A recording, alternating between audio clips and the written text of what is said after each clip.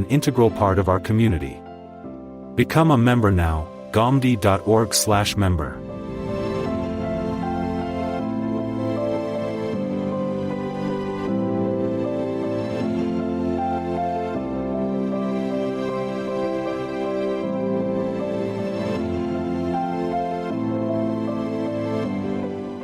Unlock the mysteries of the spiritual realm with our course, Belief in Angels and Divine Books.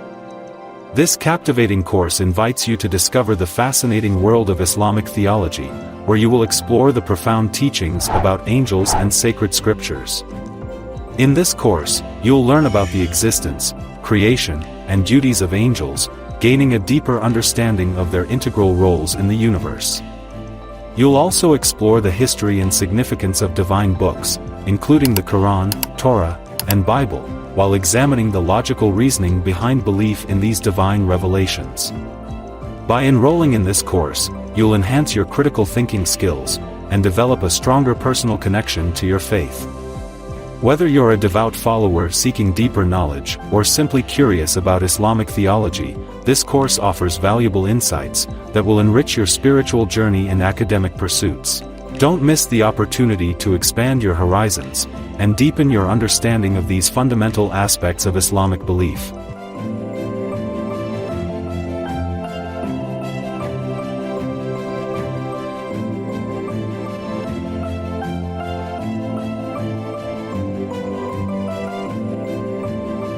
Sponsor dubbing. Support the English dubbing of our episode through cutting-edge AI technology. Join us in transforming our Urdu content into English, enabling a broader audience, particularly the younger English-speaking generation, to access valuable teachings of Islamic education. Donate now, gomd.org/sponsor.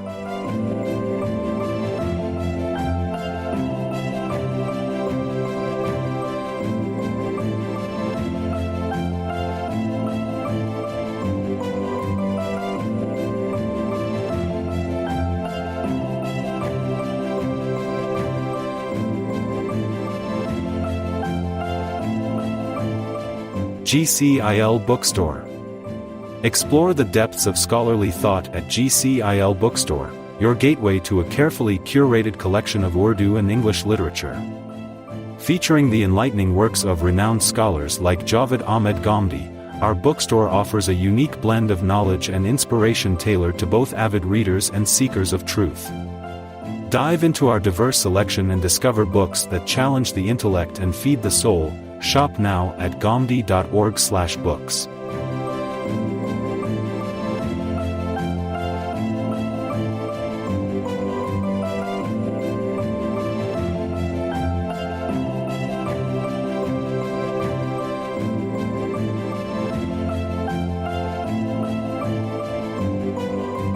Discover the true essence of jihad in Islam with our enlightening course, What is Jihad in Islam?, presented by the esteemed scholar Dr. Shehzad Salim.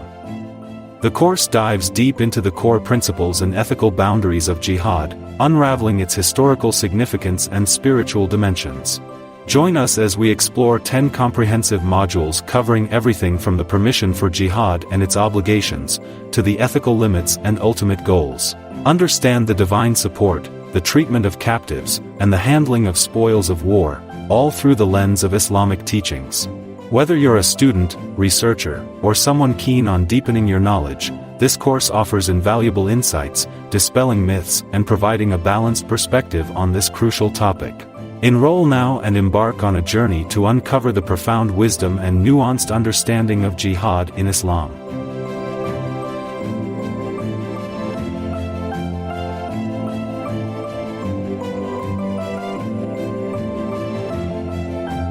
Sponsor an episode. Producing, editing, and streaming each session's episode requires significant dedication and hard work. By sponsoring episodes, you're making a meaningful and enduring impact. Furthermore, you can choose to dedicate your sponsorship in honor or memory of someone special, giving a unique and personal significance to your support. Opportunities for sponsorship. Al-Bayan episodes and response to 23-question series. Sponsor now. gomd.org/sponsor.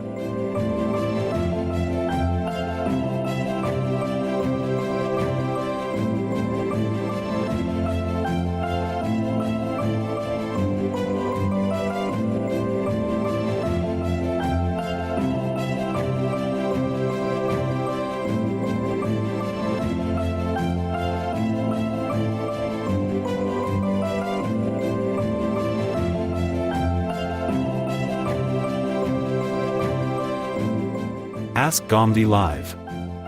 Ask Gomdi Live is an online Zoom web conference exclusively for our valued Ask Gomdi app users.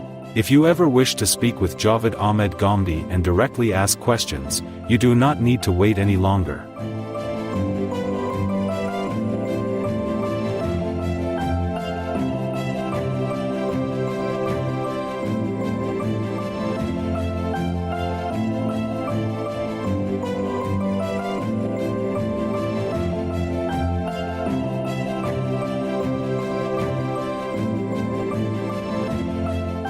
Membership Program.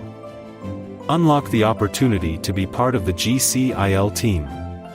Join our first ever membership program and become an integral part of our community.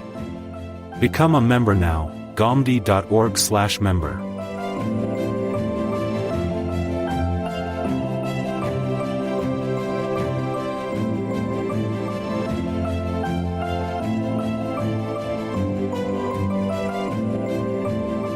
Unlock the mysteries of the spiritual realm with our course, Belief in Angels and Divine Books. This captivating course invites you to discover the fascinating world of Islamic theology, where you will explore the profound teachings about angels and sacred scriptures.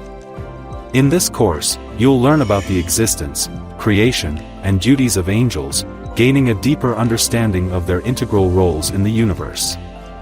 You'll also explore the history and significance of divine books, including the Quran, Torah, and Bible, while examining the logical reasoning behind belief in these divine revelations.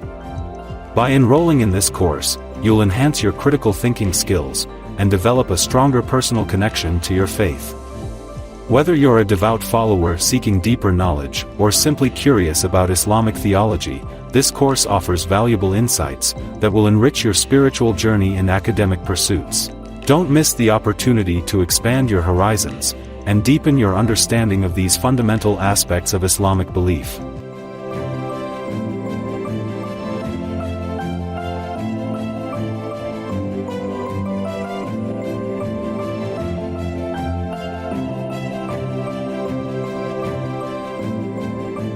Sponsor dubbing. Support the English dubbing of our episode through cutting-edge AI technology.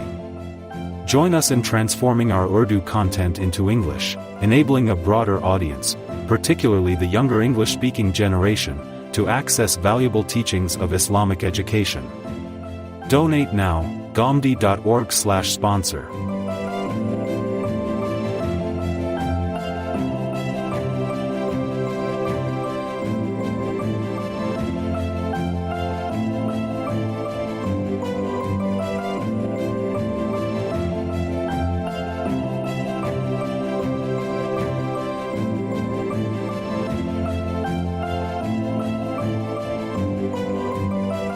GCIL Bookstore. Explore the depths of scholarly thought at GCIL Bookstore, your gateway to a carefully curated collection of Urdu and English literature. Featuring the enlightening works of renowned scholars like Javed Ahmed Gomdi, our bookstore offers a unique blend of knowledge and inspiration tailored to both avid readers and seekers of truth. Dive into our diverse selection and discover books that challenge the intellect and feed the soul. Shop now at gomdi.org/books.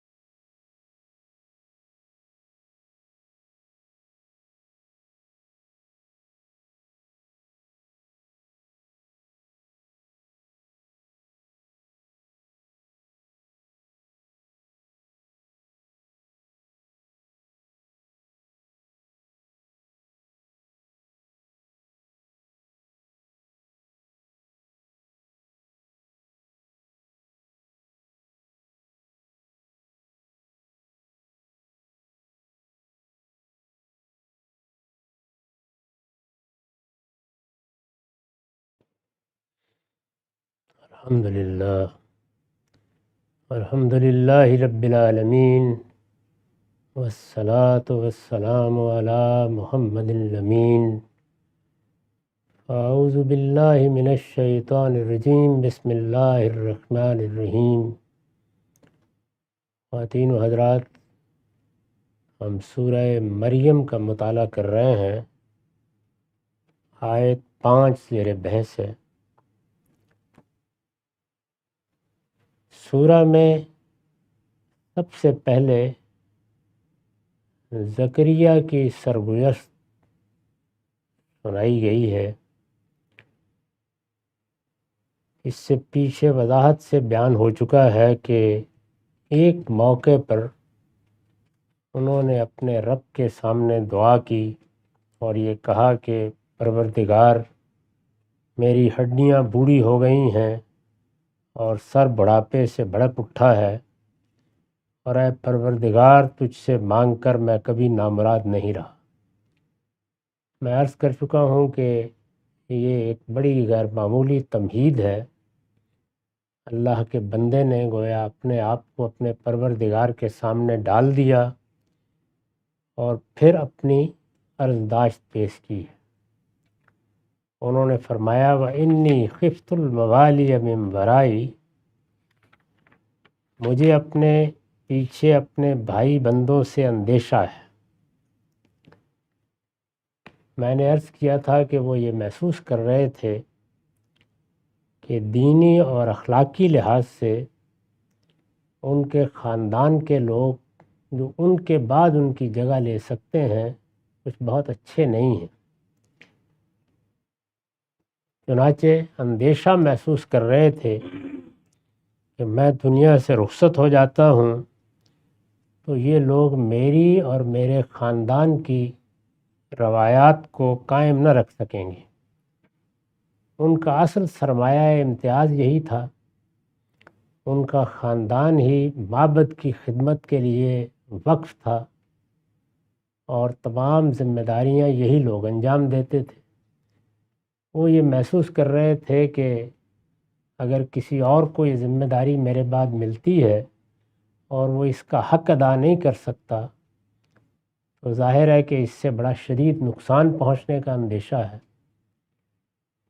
معبد کی ذمہ داریاں، اسی طرح کسی معاشرے کی مذہبی قیادت اور اس کے بعد اس کی سیاسی قیادت، اس پر معاشرے کے استحکام کا انحصار ہوتا ہے۔ اگر یہ معلوم ہو جائے کہ آگے جو لوگ آ رہے ہیں وہ روایات سے واقف نہیں ہیں، وہ تہذیبی تسلسل کو برقرار نہیں رکھ سکیں گے، وہ اگر کوئی مذہبی خدمات انجام دیں گے تو اس کی روح سے واقف نہیں ہے، لہٰذا شدید اندیشہ ہے کہ اپنے آپ کو بھی خراب کریں گے اور مذہب کے حق میں بھی ان کا یہ اقدام اچھا نہیں ہوگا۔ تو ایک سلیم الطبع آدمی، اللہ سے ڈرنے والا آدمی اندیشہ محسوس کرے گا۔ تو یہی انہوں نے محسوس کیا۔ وہ ظاہر ہے اپنے رب کے ساتھ پوری طرح وابستہ تھے، اس کی ذمہ داریوں کو سمجھتے تھے، یہ جانتے تھے کہ اس وابستگی کے تقاضے کیا ہیں۔ معبد کی خدمت جس طرح کے حق ہے اس طرح انجام دے رہے تھے۔ مذہبی خدمات ظاہر ہے ایسی چیز ہوتی ہیں کہ اس میں لوگوں کی توقعات بھی بڑی غیر معمولی ہو جاتی ہیں، تو زکریا اس کو بدرجۂ اتم پورا کر رہے تھے، اس لیے ان کو یہ اندیشہ ہوا۔ تو انہوں نے کہا کہ اب میری صورتحال یہ ہے کہ اپنے بھائی بندوں کے بارے میں تو میں مطمئن نہیں ہوں، مجھے اندیشہ ہے کہ وہ میرے خاندان کی روایتوں کو قائم نہیں رکھ سکیں گے، اور ادھر صورتحال یہ ہے وَكَانَتِ امْرَأَتِي عَاقِرَةً، اور میری بیوی بانجھ ہے، یعنی کوئی اب توقع نہیں رہ گئی کہ اس کے ہاں اولاد ہو جائے گی، اور میں یہ خیال کروں کہ چلیں اللہ تعالیٰ اگر کوئی بیٹا دیتا ہے یا بیٹی دیتا ہے تو وہ یہ خدمات انجام دے لے گی، لیکن اب تو مجھے کوئی امید بھی باقی نہیں رہی ہے۔ تو بہت ہی انہوں نے درد مندی کے ساتھ یہ صورتحال اپنے پروردگار کی بارگاہ میں پیش کی، اور اس کے بعد یہ درخواست کی کہ فَهَبْ لِي مِن لَّدُنْكَ وَلِيًّا، تو اپنے پاس سے تو مجھے ایک وارث عطا فرما دے۔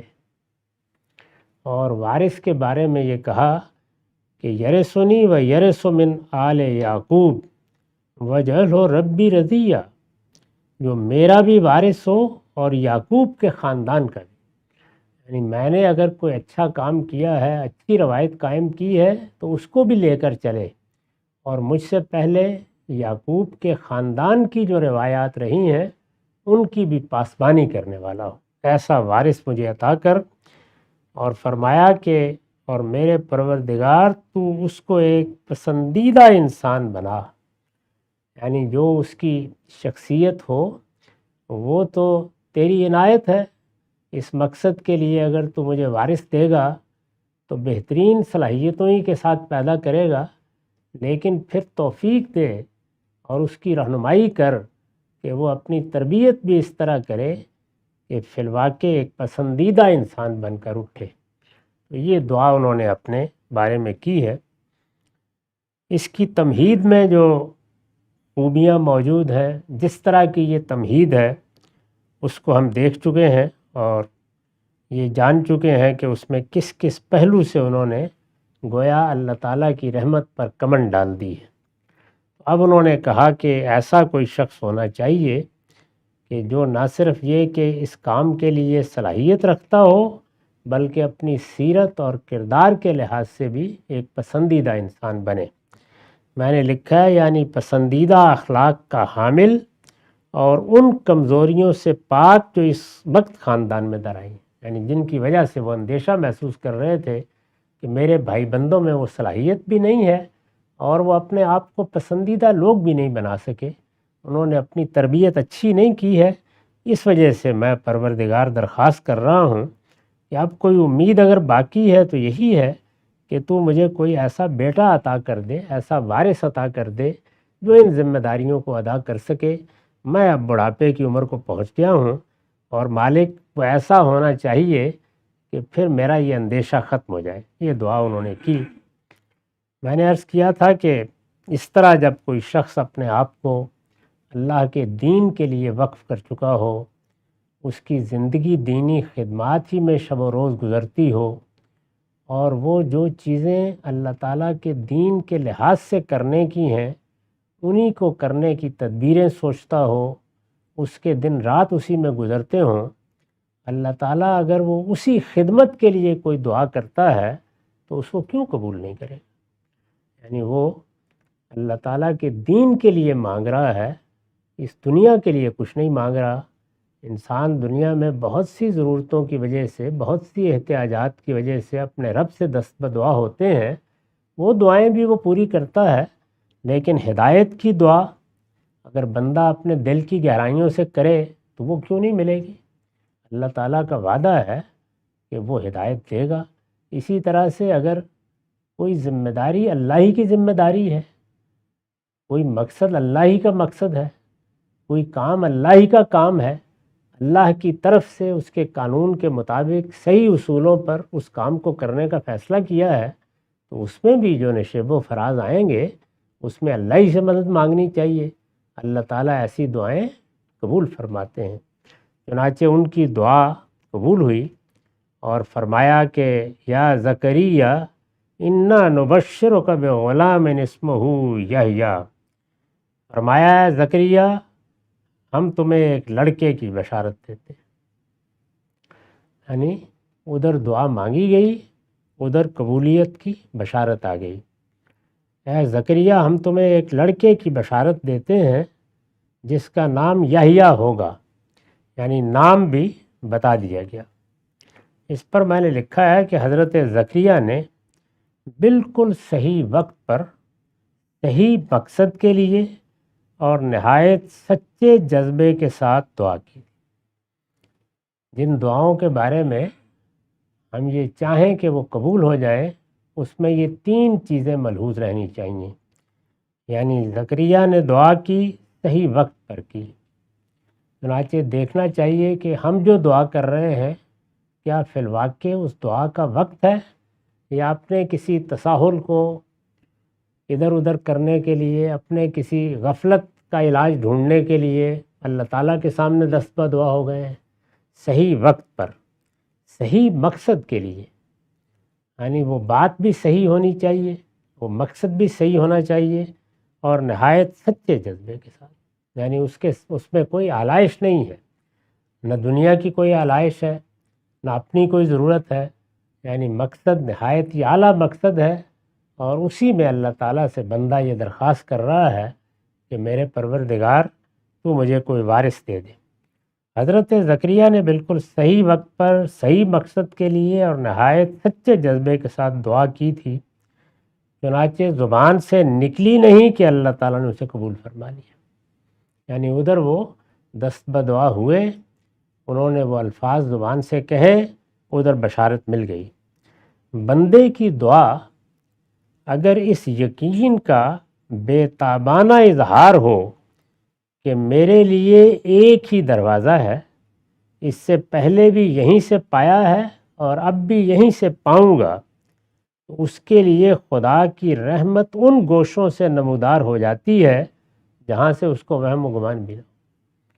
یعنی اگر جذبہ فی الواقع سچا ہے اور بندے نے اپنے آپ کو اپنے پروردگار کے دروازے پر لا کر ڈال دیا ہے، اور وہ یہ کہہ رہا ہے کہ مالک مجھے کہیں نہیں جانا، میں تیرے دروازے پر آ گیا ہوں، اس دہلیز سے میں اب اٹھوں گا نہیں، مجھے جو کچھ پانا ہے وہ پا کر ہی جانا ہے، ایسے بے تابانہ اظہار کو اللہ تعالیٰ کبھی رد نہیں فرماتے۔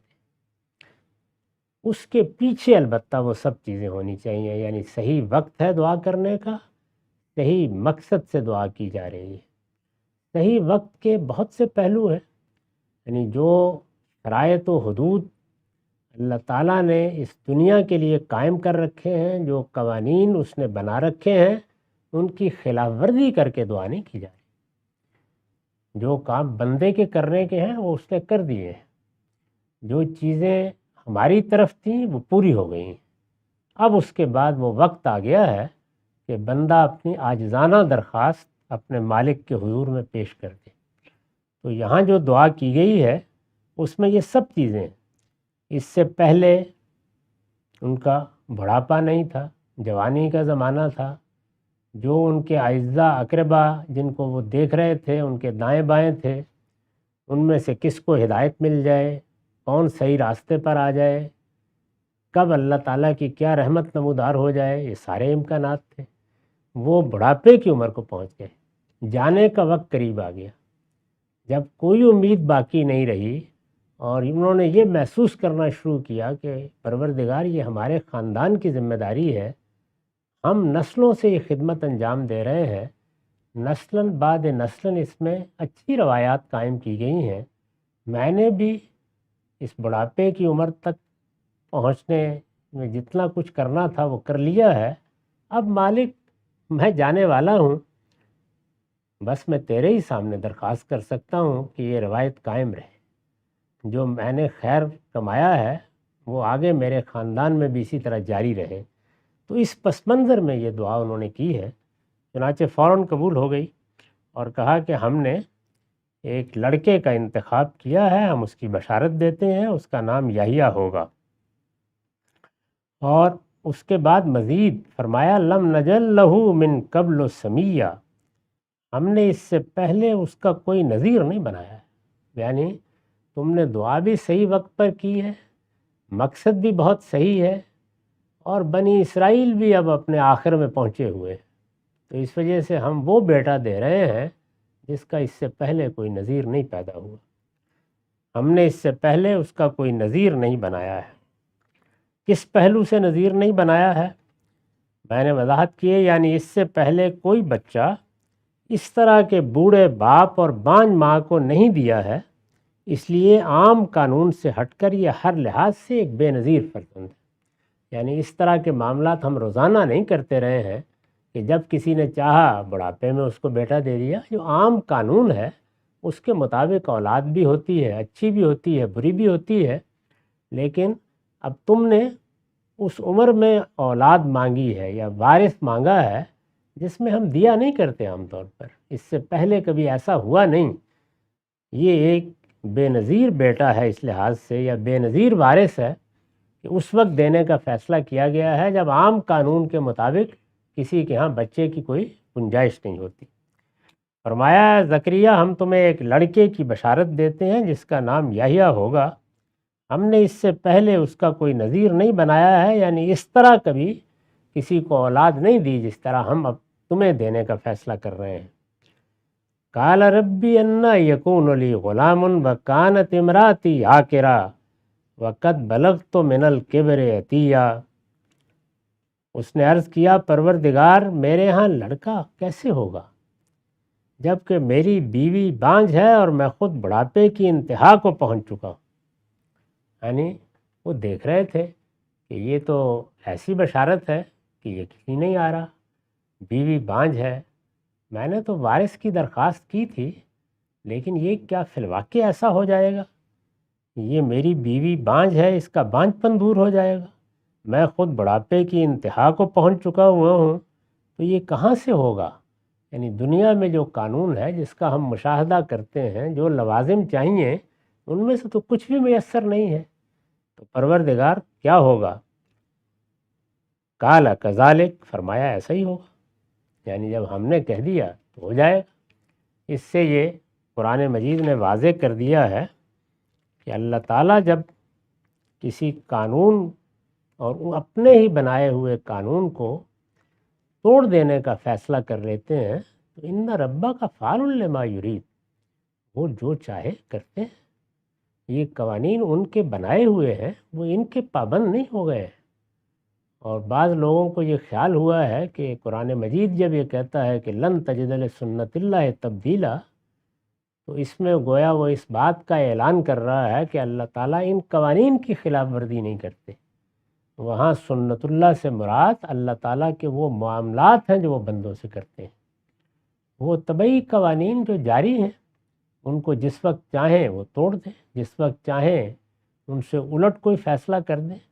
یعنی سورج مشرق سے طلوع ہوتا ہے، وہ جب چاہیں گے مغرب سے طلوع ہو جائے گا۔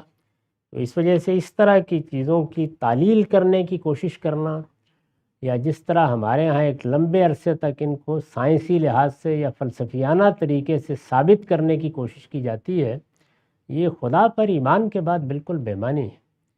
اگر ماننا ہے تو خدا کو مانیے، نہیں ماننا تو اسی کا انکار کیجیے، لیکن اگر وہ اس کائنات کا خالق ہے تو پھر وہ قادر مطلق ہے، پھر سارا اختیار اس کے پاس ہے، پھر سارے قوانین اسی کے بنائے ہوئے ہیں۔ پھر اس نے بالکل ٹھیک جواب دیا ہے کہ ان ربا کا فعال لما یرید، اللہ تعالیٰ مسئول نہیں ہے کسی کے سامنے کہ وہ یہ کہے کہ اس نے فلاں قانون کی خلاف ورزی کیوں کر دی، وہ جب چاہے گا یہ کر دے گا۔ تو ایک لفظ میں جواب دیا ہے، قال کذالک، فرمایا ایسا ہی ہو۔ یعنی جب ہم نے فیصلہ کر لیا ہے تو اب بیوی کے بانجھ ہونے کے کیا معنی، اور تمہارے بڑھاپے کی عمر کو پہنچنے سے کیا مطلب، اب تو ہمارا فیصلہ ہے، اس وجہ سے یہ ہوگا۔ قال ربک ہوا علیہ ہین، فرمایا ایسا ہی ہوگا، تمہارے پروردگار کا ارشاد ہے کہ یہ تمہیں مشکل نظر آ رہا ہے، میرے لیے بہت آسان ہے۔ یعنی میں اس کائنات کا خالق ہوں، تم اپنے زمان و مکان کے اندر ہی رہ کر چیزوں کو دیکھ سکتے، سمجھ سکتے، سوچ سکتے ہو۔ تمہاری رسائی اس کائنات کی بدایت سے شروع ہوتی ہے، یعنی یہ کائنات، یہ مادی کائنات اور تمہارا نفس، یہی دو چیزیں ہیں جن سے تم اپنے علم کی ابتدا کرتے ہو۔ تمہارے حواس کی بھی کچھ محدودیت ہے، ان کے اندر ہی تم استدلال کر سکتے ہو۔ تمہاری عقل کے لیے بھی کچھ قاعدے طے ہیں، وہ ان سے تجاوز نہیں کر سکتی۔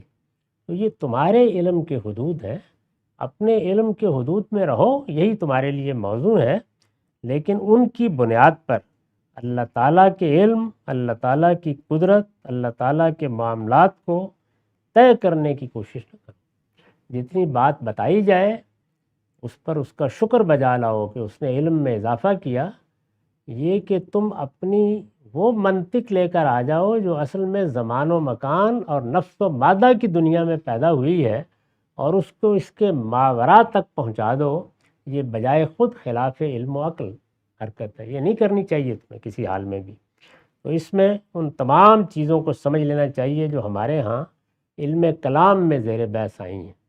یہ بات کہ وحی کیا چیز ہے، یہ بات کہ وہ کیسے ہو جاتی ہے، یہ بات کہ کس طرح اللہ تعالیٰ ہمارے سامنے ہی کسی شخص تک اپنا کلام پہنچا دیتا ہے، یہ بات کہ وہ سنتا ہے اور ہم نہیں سنتے ہیں، یہ بات کہ کوئی فرشتہ آ کر اللہ کا کلام اس کو پڑھ کے سنا دیتا ہے یا اس کے ہاتھ پر عصا سانپ بن جاتا ہے، یہ جو کچھ بھی اس طرح کی چیزیں جتنی ہیں وہ سب اللہ تعالیٰ کی قدرت سے ظاہر ہوتی ہیں۔ ان کے لیے قانون میں کوئی بنیاد تلاش کرنا، اس کائنات کے اندر اس کے اسباب تلاش کرنا، یہ اپنے حدود سے تجاوز کرنا ہے۔ اللہ تعالیٰ اگر اس کو اس کائنات میں کار فرما قوانین سے متعلق کریں گے تو یہ بھی ان کے لیے بہت آسان ہے، اور وہ ان قوانین سے ماورا کوئی حکم دیں گے تو اس میں بھی کوئی دقت نہیں ہوگی۔ یعنی دونوں چیزیں اپنی جگہ طے ہیں، محکم ہیں، ان سے متعلق کوئی تردد کسی شخص کو نہیں ہونا چاہیے۔ تردد اگر ظاہر کرنا ہے تو اس ذات باری کے بارے میں کر لو، لیکن ذات باری تمہارے قوانین کی پابند نہیں ہے، تمہارے زمان و مکان کی پابند نہیں ہے، اور مادہ اور نفس کو تم جس طرح سے دیکھتے ہو اس کے حدود کی پابند نہیں ہے، وہ ان سب چیزوں سے ماورا ہے، وہ تو ان سب کی خالق ہے۔ تو یہ جواب ان کو دیا، اس سے حقیقت بھی واضح کی، اور انہوں نے بھی جو سوال کیا تھا اس میں ظاہر ہے کہ وہ تسلی چاہتے تھے، تو ان کی تسلی بھی ہو گئی۔ اس نے عرض کیا پروردگار میرے ہاں لڑکا کیسے ہوگا جبکہ میری بیوی بانجھ ہے اور میں خود بڑھاپے کی انتہا کو پہنچ چکا ہوں؟ فرمایا ایسا ہی ہوگا، تمہارے پروردگار کا ارشاد ہے کہ یہ میرے لیے بہت آسان ہے۔ قال ربک ہوا علیہ ہین۔ اب دیکھیں آگے کیا کہا، استدلال کیا اس پر، یعنی بندے کو بتایا ہے کہ کیسے سوچنا چاہیے تمہیں۔ قال ربک ہوا علیہ ہین، تمہارے پروردگار کا ارشاد ہے کہ یہ میرے لیے بہت آسان ہے۔ استدلال کیا وقد خلقتک من قبل ولم تک شیئا، یعنی اب بانجھ عورت کے ہاں بچہ پیدا کرنے پر تعجب ہو رہا ہے، بوڑھے شخص کے ہاں بچہ پیدا ہونے پہ تعجب ہو رہا ہے۔ یہ بتاؤ مجھے کہ اس سے پہلے تمہیں پیدا کر چکا ہوں نا، جب کہ تم کچھ بھی نہیں تھے۔ تو اگر میں تمہیں پیدا کر چکا ہوں اور تم کچھ بھی نہیں تھے، یعنی بے جان عناصر سے میں نے ایک تخم پیدا کیا، تمہاری آنکھوں کے سامنے پیدا کیا، اور پھر اس کے اندر سے ایک جیتا جاگتا انسان زمین پر آ گیا، رستو افلاطون بن کر کھڑا ہو گیا۔ زکریا تم بھی ایسے ہی پیدا ہوئے، اور اگر پیچھے جاؤ گے تو ظاہر ہے کہ کسی جگہ جا کر ماں باپ کے بغیر پیدائش ہی تک پہنچنا پڑے گا، اس کے سوا کوئی چارہ نہیں ہے۔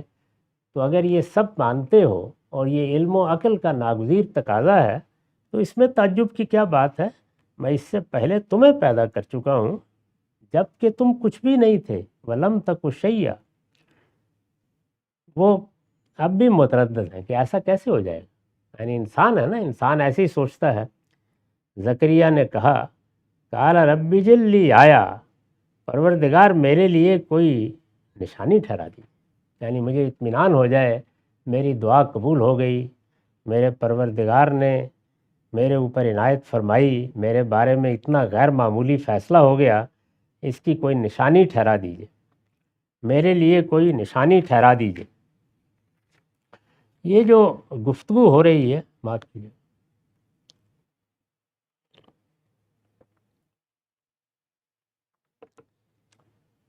یہ ضروری نہیں ہے کہ کلام کی صورت میں ہو، بلکہ جیسے عام طور پر پیغمبروں کے ساتھ ہوتا ہے کہ یہ معلوم ہوتا ہے کہ پردے کے پیچھے سے ایک آواز آ رہی ہے۔ یہ بھی ہوتا ہے کہ جیسے دل میں خیال کا القاء ہوتا ہے اور وہ لفظوں میں ڈھل جاتا ہے، اور ایسا بھی ہوتا ہے جیسے کہ سورہ شورا میں کہا ہے کہ وہ اسی طرح کسی کلام کو سنتے ہیں جس طرح ہم کسی کلام کو سنتے ہیں۔ تو اللہ تعالیٰ نے فرمایا ہے کہ یہ سب صورتیں ہوتی ہیں، لیکن دوسری جگہ قرآن نے وضاحت کر دی ہے کہ براہ راست کلام، یعنی یہ کہ اللہ تعالیٰ کی آواز سنی جائے اور اللہ تعالیٰ گفتگو کر رہے ہوں اور بندہ اس کو سنے، یہ شرف صرف سیدنا موسیٰ علیہ السلام کو حاصل ہوا۔ کلم اللہ موسیٰ تکلیما، میں یہ کہا ہے کہ ہم نے تو موسیٰ سے بات کی جیسے کہ بات کی جاتی ہے، باقی سب کے ساتھ معاملے کی نوعیت بالواسطہ ہوئی ہے۔ تو یہ ساری صورتیں سورہ شورى کے آخر میں بیان کر دی ہیں۔ تو یہاں بھی ظاہر ہے کہ یہ جو کچھ ہو رہا ہے وہ اسی طرح بالواسطہ ہو رہا ہے، جیسے ہاتف غیب کی آواز آتی ہے۔ چنانچہ میں نے اس کی وضاحت کی ہے کہ قرینہ دلیل ہے کہ یہ جواب ہاتف غیب کی زبان سے، یعنی وہ بات کر رہے ہیں، وہ بھی دل ہی دل میں بات کر رہے ہیں۔ کیسے ہوگا پروردگار، بوڑھا ہو چکا ہوں، میری بیوی بانجھ ہے، کیا فی الواقع ایسے ہو جائے گا؟ تو ایک ہاتف غیب کی زبان سے تسلی کے کلمات گویا القاء ہونا شروع ہو گئے ہیں۔ آیت میں کذالکا کی خبر محذوف ہے، یہ زور اور تاکید کے لیے حذف کر دی گئی ہے، یعنی ایسا، بس ایسا ہی ہوگا کے الفاظ نہیں کہے، تو اس طرح گویا پورے زور کے ساتھ فرمایا ہے کہ اسی طرح ہو جائے گا، کوئی فکر کی بات نہیں، یہ ہمارے لیے کچھ بھی مشکل نہیں ہے، ہم تمہیں پیدا کر چکے ہیں جبکہ تم کچھ بھی نہیں تھے۔ تو درخواست کی انہوں نے کہ میرے لیے کوئی نشانی ٹھہرا دی جائے۔ اس پر میں نے وضاحت کی ہے، اس سے معلوم ہوتا ہے کہ زکریا کا گمان تو اگرچہ یہی تھا کہ یہ بشارت اللہ تعالیٰ کی طرف سے، یعنی وہ یہی خیال کر رہے تھے کہ میں نے دعا کی تھی، اب میرے دل میں یہ بات ڈالی جا رہی ہے یا اس طرح کی میں آواز سن رہا ہوں، تو گمان تو یہی تھا کہ اللہ تعالیٰ ہی کی طرف سے آ رہی ہے، لیکن دل کے کسی گوشے میں یہ کھٹک ضرور تھی۔ یعنی اس ساری عبارت کو پڑھنے سے معلوم ہوتا ہے کہ دل کے کسی گوشے میں یہ کھٹک ضرور تھی کہ ممکن ہے کہ اپنے ہی گنبد دل کی صدا اور اپنی ہی آرزوؤں کے ہجوم میں شیطان کا کوئی القاء ہو۔ یعنی میں نے ایک دعا کی، شدید خواہش ہے میرے اندر، میں بڑی آزردگی محسوس کر رہا تھا، اور میں یہاں کھڑا ہوں، خلوت میں ہوں، تو ایسا تو نہیں کہ میرے ہی دل کے گنبد سے کوئی آواز ہے جو میں اپنی آواز سن رہا ہوں۔ یہ سب معاملات چونکہ انسانوں کے ساتھ پیش آ جاتے ہیں، تو اس وجہ سے یہ جتنے سوالات انہوں نے کیے ہیں، اچھا میں بوڑھا ہو گیا تو کیا میرے ہاں بیٹا ہو جائے گا، میری بیوی بانجھ ہو گئی تو کیا ایسا ہو جائے گا؟ تو گویا جو صدا آئی ہے یا ہاتف غیب نے جو بشارت دی ہے، یہ صاف معلوم ہوتا ہے کہ تصدیق کر لینا چاہتے ہیں، فی الواقع یہ اللہ تعالیٰ ہی کی طرف سے آ رہی ہے۔ یعنی اللہ تعالیٰ کی بشارت کو مان کر انہیں کوئی تردد نہیں ہے، بلکہ ابھی اسی کے بارے میں ترددات ہیں، سوالات ہیں۔ اس میں یہ سمجھ لینا چاہیے کہ انبیاء علیہم السلام کو ایک تو جب اللہ تعالیٰ خود خطاب فرماتے ہیں، اپنی وحی نازل کرتے ہیں، کوئی حکم دیتے ہیں، تو وہاں کسی تردد کا کوئی سوال نہیں ہوتا، وہاں پورا اطمینان ہو جاتا ہے اور وہ اس کام کو لے کر نکل کھڑے ہوتے ہیں۔ لیکن اس طرح کی بشارتوں کی نوعیت یہ نہیں ہوتی۔ یہاں انہوں نے اپنی ایک ذاتی ارزاش پیش کی ہے، ایک دعا کی ہے، کچھ مانگا ہے، اپنی کوئی احتیاج اپنے پروردگار کے سامنے رکھی ہے، اس میں یہ سارے امکانات ہوتے ہیں۔ تو ان کا لحاظ کر کے ایک تردد سا انہیں محسوس ہو رہا ہے کہ فی الواقع یعنی یہ بات جو مجھے سنائی دے رہی ہے یہ خدائی کی بات ہے، یہ اس کے فرشتے ہی بیان کر رہے ہیں، میری بات فی الواقع بارگاہ میں مسموع ہو گئی ہے، میری دعا قبول ہو گئی ہے۔ یعنی یہ سارے ترددات ہیں، اپنے آپ کو رکھ کر دیکھیے تو ایسی ہی صورت سے انسان دوچار ہوگا۔ اس سے معلوم ہوتا ہے کہ زکریا کا گمان تو اگرچہ یہی تھا کہ بشارت اللہ تعالیٰ کی طرف سے ہے، لیکن دل کے کسی گوشے میں یہ کھٹک ضرور تھی کہ ممکن ہے یہ اپنے ہی گنبد دل کی صدا اور اپنی ہی آرزوؤں کے ہجوم میں شیطان کا کوئی القاء ہو۔ یعنی جس وقت ہم بہت شدت کے ساتھ کسی چیز کی خواہش اپنے اندر پیدا کرتے ہیں تو خود نفس ہم سے کلام کرنا شروع کر دیتا ہے۔ یہ عمومی تجربات ہے، اچھے ماہرین نفسیات بتا سکتے ہیں کہ اس میں کیا کیا صورتیں پیش آ جاتی ہیں۔ اسی طرح سے یہ بات بھی بالکل واضح ہے کہ جب خواہش بہت شدید ہو جاتی ہے، آرزو بالکل انتہا پر پہنچ جاتی ہے، آدمی اپنی آرزو کے پیچھے دیوانہ ہو جاتا ہے، صبح و شام اسی کے خواب دیکھتا ہے، تو یہی وہ موقع ہوتا ہے کہ جب شیطان بھی انسان کی کمزوری کو بھانپ کر القاء کرنا شروع کر دیتا ہے۔ تو یہ دونوں پہلو ہمارے خوابوں میں بھی ہوتے ہیں اور انسان کو جو معاملات پیش آتے ہیں ان میں بھی ہوتے ہیں۔ اسی وجہ سے خواب میں بھی تین ہی صورتیں ہیں، وہ حدیث نفس بھی ہوتا ہے، وہ شیطان کا القاء بھی ہوتا ہے، اور وہ اللہ تعالیٰ کی بشارت بھی ہوتی ہے۔ تو یہاں اگرچہ وہ محراب میں کھڑے ہیں اور وہاں اللہ کی عبادت کر رہے ہیں، لیکن کھٹک سی ہے کہ یہ کیا ہے، دل سے کوئی آواز اٹھی ہے، حدیث نفس ہے، میں نے اپنی آرزوؤں کے ہجوم میں شیطان کو کوئی موقع دے دیا ہے کہ وہ اس طرح کی باتیں مجھ تک پہنچا رہا ہے، اور میں اس کو فرشتوں کا الہام سمجھ بیٹھا ہوں۔ شیطان کا کوئی القاء ہو جسے وہ فرشتوں کا الہام سمجھ بیٹھے ہوں۔ چنانچہ یہ درخواست انہوں نے اپنے اطمینان کے لیے، یعنی وہ چاہتے ہیں کہ بالکل مطمئن ہو جاؤں کہ یہ فی الواقع اللہ ہی کی طرف سے بشارت ملی ہے، تو چنانچہ انہوں نے فرمایا کہ یا درخواست کی اپنے پروردگار سے کہ کوئی نشانی اس کی عطا ہو جائے تاکہ مجھے اطمینان ہو جائے۔ اور نشانی کیا دی گئی اس کا ہم اگلی نشست میں مطالعہ کریں گے۔ اقول قولی ھذا واستغفر اللہ لی ولکم ولسائر۔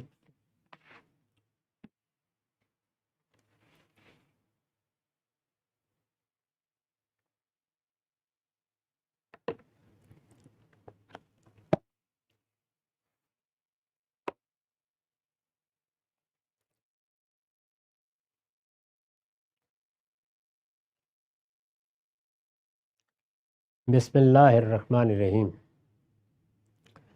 ہم تیمم کے باب کا مطالعہ کر رہے ہیں۔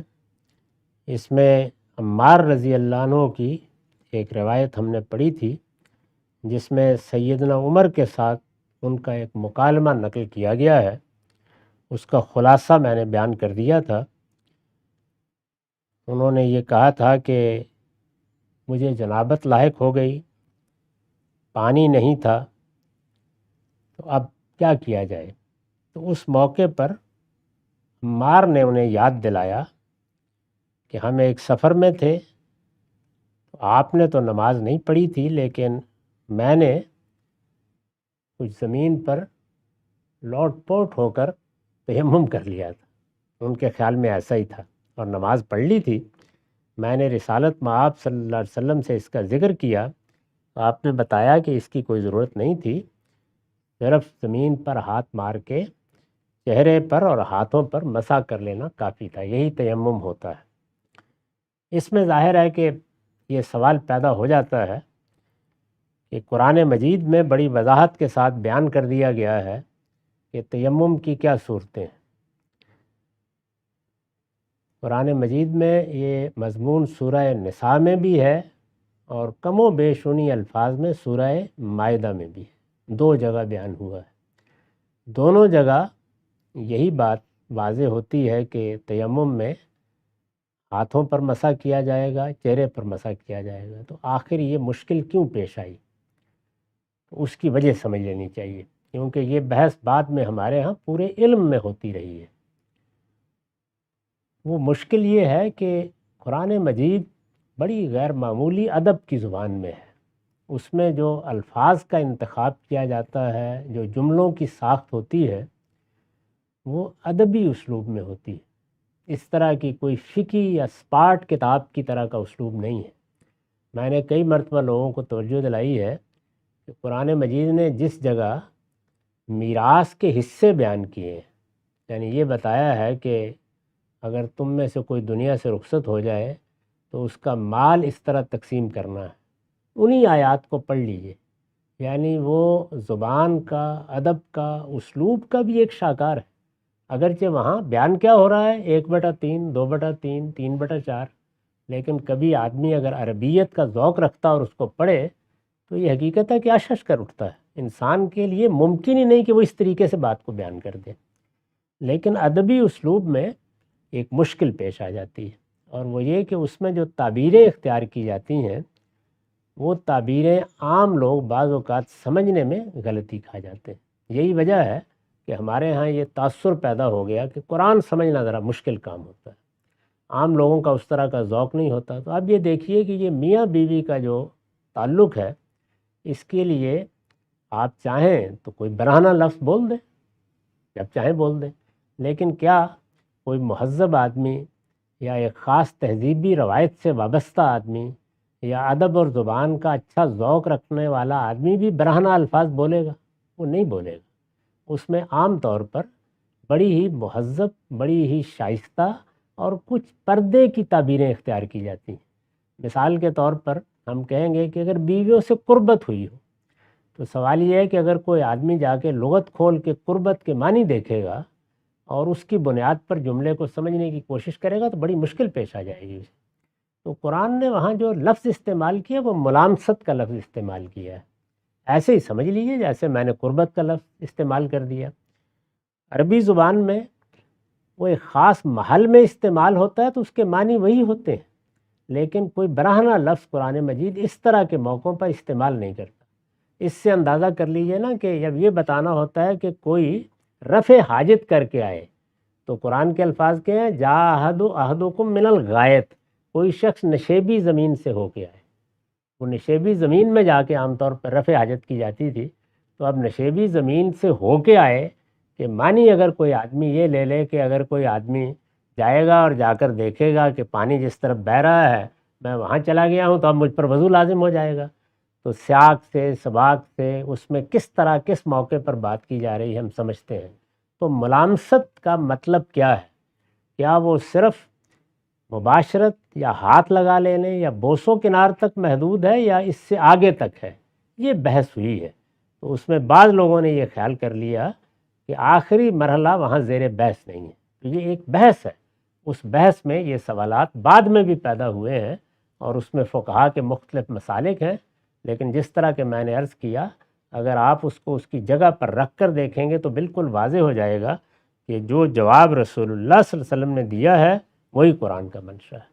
یعنی خواہ کسی بھی درجے میں قربت ہوئی ہے اس کے بعد اسی طرح مسح کر کے اسی طرح سے ہاتھوں اور چہرے کا مسح کر کے تیمم کیا جا سکتا ہے جس طرح کے عام وضو میں کیا جا سکتا ہے۔ تو گویا حضور نے پورا جواب دے دیا اس کا، لیکن وہ قرآن میں اسی طرح بیان ہوا ہے، کوئی زائد چیز نہیں ہے۔ ایک خاص ادبی اسلوب، جیسے میں نے مثال دے کے بتایا کہ قربت کا لفظ یہاں کس معنی میں استعمال ہوا ہے جب میں نے بولا ہے، اس کے معاملے میں لوگوں میں کچھ اختلاف رہا ہے۔ تو یہ پس منظر سمجھ لینا چاہیے، ورنہ وہ سوال باقی رہ جاتا ہے۔ اس کے بعد اب اگلی روایت ہم پڑھتے ہیں۔ عن ابی ذر قال قال رسول اللہ صلی اللہ علیہ وسلم ان السعید الطیب وضوء المسلم وإن لم یجد الماء 10 سنین فإذا وجد الماء فلیمسه بشرا فإن ذلك خیر۔ ابو ذر غفاری بیان کرتے ہیں کہ رسول اللہ صلی اللہ علیہ وسلم نے فرمایا کہ یہ کوئی کمتر چیز نہیں ہے کہ تم نے کسی موقع پر ضرورت پیش آ گئی تیمم کیا ہے۔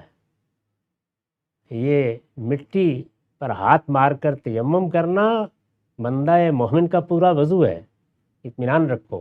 یعنی ہر لحاظ سے وہ سب ہو گیا جو اللہ تعالیٰ کو مطلوب تھا، اس لیے کہ پانی نہیں ہے یا پانی کا استعمال کرنا ممکن نہیں ہے۔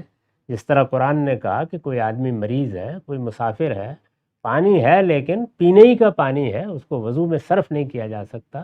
تو اس طرح کی کوئی صورت اگر پیش آ گئی ہے تو یہ وضو ہے، پورا وضو ہے، اس کے بارے میں کوئی تردد نہیں ہونا چاہیے۔ اسی طرح کا معاملہ جرابوں پر مسح کا ہے، موزوں پر مسح کا، وہ اس سے پیچھے بیان ہو چکا۔ رسالت مآب صلی اللہ علیہ وسلم نے اسے تیممی پر قیاس کیا ہے اور ایک رخصت کے طور پر لوگوں کو اجازت دی ہے کہ اگر جرابیں اتارنے میں دقت ہو تو جرابوں پر مسح کیا جا سکتا ہے، ہاں البتہ وہ وضو کر کے پہنی ہونی چاہیے۔ اس کے بعد ایک اور معاملہ یہ ہوتا ہے کہ بعض اوقات آدمی لمبے سفر پر نکل گیا ہے، تو یہ تو بالکل ٹھیک ہے، ہم پیچھے پڑ چکے ہیں کہ اس میں آدمی کو دیکھنا چاہیے کیا فی الواقع پانی نہیں ہے یا مجھے میسر آ سکتا ہے، وہ ساری اپنی جگہ ٹھیک باتیں ہیں۔ لیکن آپ ذرا قدیم زمانے کے سفروں کا اندازہ کریں، لوگ کئی برس کے لیے سفر پر نکل جاتے تھے اور ایسے راستوں پر بھی سفر کرتے تھے کہ مہینوں بعض اوقات پانی نہیں ملتا تھا وہاں پہ، یا پانی اتنا ہی ہوتا تھا کہ کوئی چھاگل ہے جس میں سے پینے کا پانی رکھا ہوا ہے یا کہیں سے میسر آ گیا۔ تو کسی موقع پر غالباً آپ نے یہ محسوس کر کے کہ یہ حضرات بعد میں وہ بحث نہ شروع کر دیں، ایسے وہاں ہو گئی بحث کہ ملامست میں تو ہم کر لیں گے تیمم، لیکن اس سے آگے کے مراحل بھی اگر ہو گئے ہیں تو پھر نہیں سمجھ میں آتا کیسے تیمم کر لیں، پھر تو نہانا ہی چاہیے۔ تو حضور نے فرمایا وَإِن لَّمْ يَجِدِ الْمَاءَ 10 سنین، یہ پورا وضو ہے، 10 سال تک کسی شخص کو پانی نہ ملے۔ وہ 10 سال کا لفظ اسی طرح بولا ہے جیسے ہم بولتے ہیں 20 سال تک، 50 سال تک، تو آپ نے گویا پوری طرح بیان کر دیا وَإِن لَّمْ يَجِدِ الْمَاءَ 10 سنین۔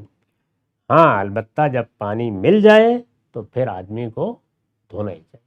مطلب یہ ہے کہ रुखसत उसी वक्त तक है जब तक कि आदमी को वो मशक्क़त दरपेश है, वो ज़रूरत लायक है, उस वक्त तक रुखसत है। जब उसका मौका ख़त्म हो गया तो अब उसके बाद आदमी को कोई रुखसत से फ़ायदा नहीं उठाना चाहिए। और जब तक है 10 साल भी है तो कोई तरद्दुद नहीं है उसमें कि 10 साल से मुझे वज़ू करने का मौका नहीं मिला या गुस्ल करने का मौका नहीं मिला, तो क्या नमाज़ पढ़ता रहूँ, क्या मैं रोज़े रखता रहूँ? फरमाया नहीं, सब बिल्कुल जायज़ है।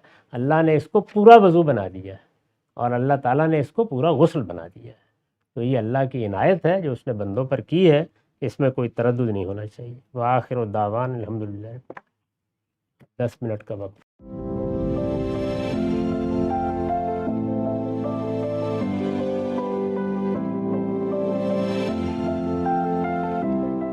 Membership Program. Unlock the opportunity to be part of the GCIL team. Join our first ever membership program and become an integral part of our community. Become a member now, gomdi.org/member.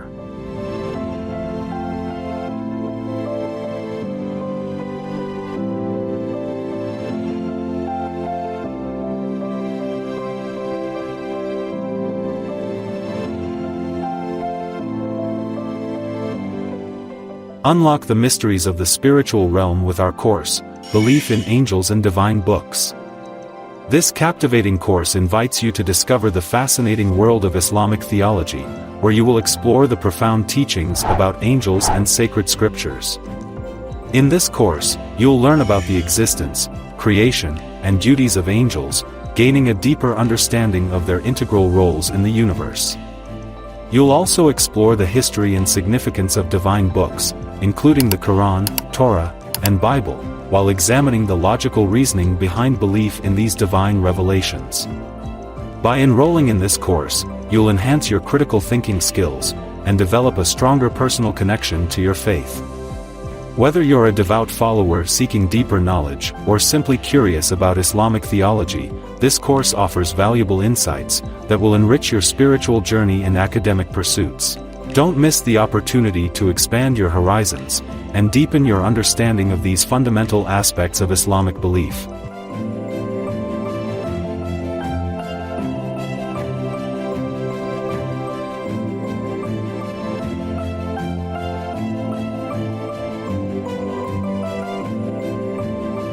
Sponsor dubbing. Support the English dubbing of our episode through cutting-edge AI technology. Join us in transforming our Urdu content into English, enabling a broader audience, particularly the younger English-speaking generation, to access valuable teachings of Islamic education. Donate now, gomdi.org/sponsor.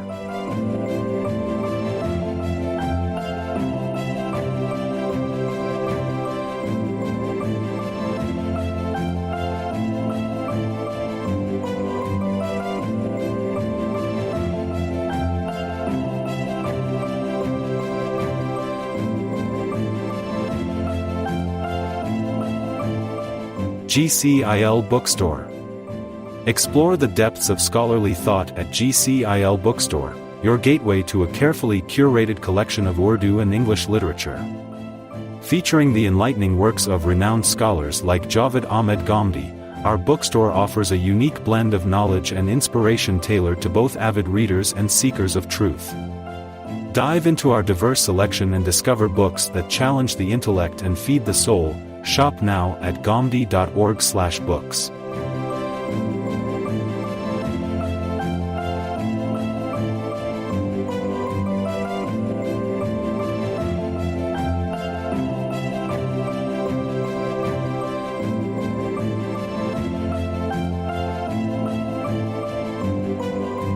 Discover the true essence of jihad in Islam with our enlightening course, What is Jihad in Islam? Presented by the esteemed scholar Dr. Shehzad Salim. The course dives deep into the core principles and ethical boundaries of jihad, unraveling its historical significance and spiritual dimensions.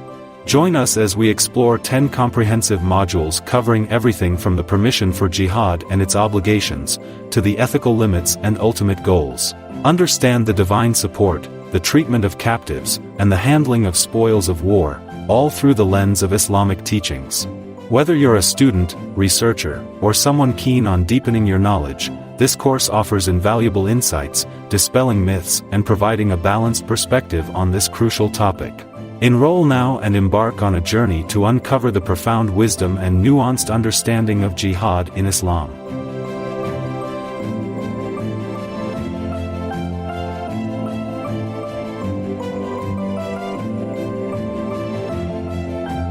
Sponsor an episode. Producing, editing, and streaming each session's episode requires significant dedication and hard work. By sponsoring episodes, you're making a meaningful and enduring impact. Furthermore, you can choose to dedicate your sponsorship in honor or memory of someone special, giving a unique and personal significance to your support. Opportunities for sponsorship. Al-Bayan episodes and response to 23-question series. Sponsor now. Gomdi.org/sponsor.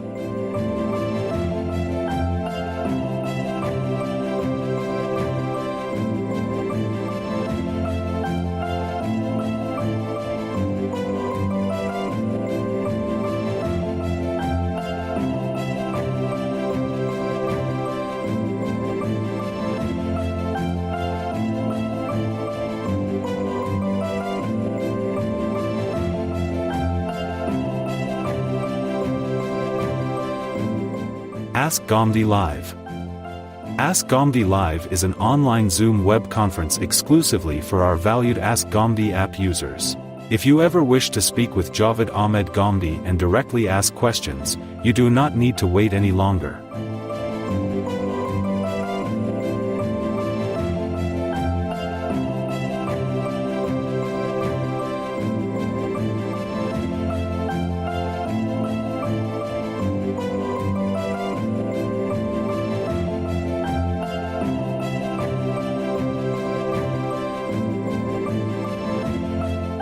Membership Program. Unlock the opportunity to be part of the GCIL team. Join our first ever membership program and become an integral part of our community. Become a member now, gomdi.org/member.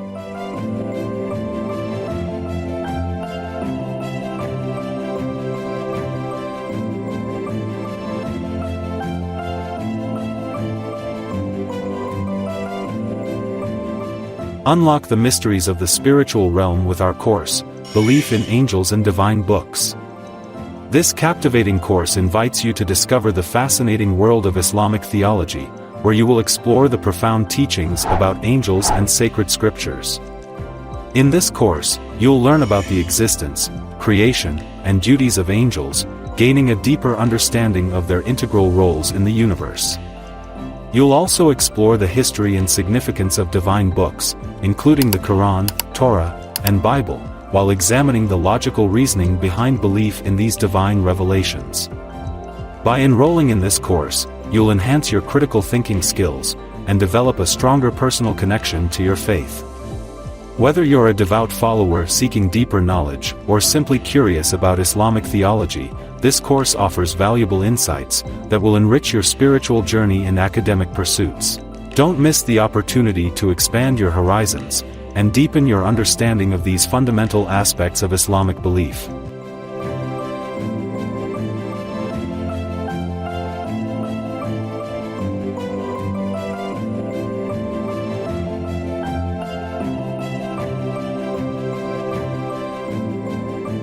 Sponsor dubbing. Support the English dubbing of our episode through cutting-edge AI technology. Join us in transforming our Urdu content into English, enabling a broader audience, particularly the younger English-speaking generation, to add the intellect and feed the soul. Shop now at gomdi.org/books.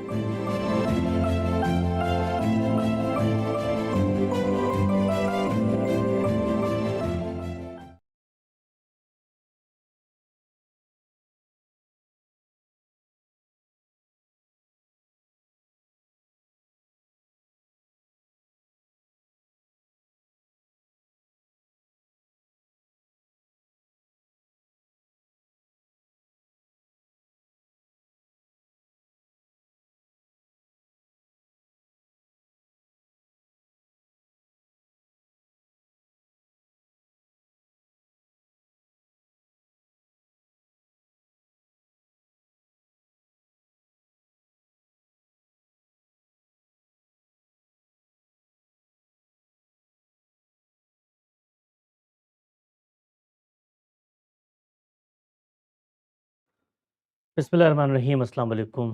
ہفتہ وار سوال و جواب کی براہ راست نشست کو لے کر غامدی صاحب کے ساتھ ایک بار پھر حاضر خدمت ہیں۔ گفتگو کے موضوع پر ہم نے 4 نشستیں کر لی ہیں، اسی سلسلے کو آگے بڑھائیں گے۔ موضوع یہ تھا کہ جماعت اسلامی ماضی، حال اور مستقبل۔